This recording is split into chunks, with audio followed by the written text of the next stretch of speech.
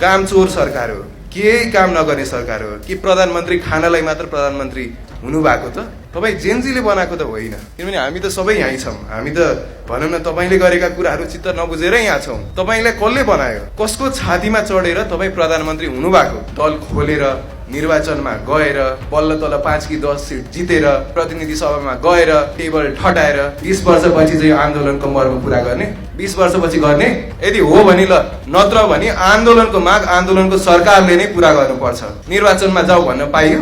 तिमी के को लागि आएको थियौ? के गर्यौ?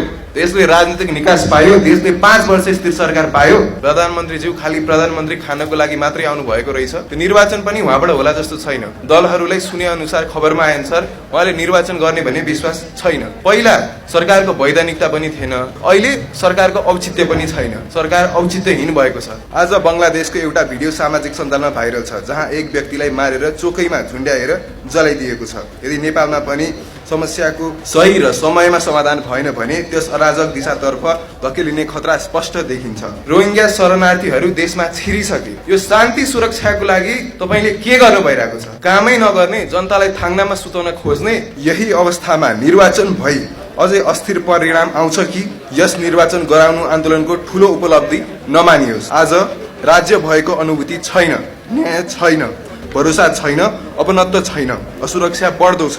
त्यसैले आजको आवश्यकता यस्तो राजनीतिक नेतृत्व हो जसले सबै पक्षलाई विश्वासमा लिन सक्छ। अब सुशीला कार्कीको दिन आजबाट सुरु भएको छ र म आजै भन्न चाहन्छु तपाईहरुले त्यो बालुवाटार र सिंहदरबार खाली गर्नु भएन भने मुलुक एउटा ठूलो द्वन्द्वमा जान सक्छ र त्यसले कति मान्छे बजाडिन्छन् भन्ने कुरा एकार होस्। म यहीबाट चेतावनी दिन चाहन्छु।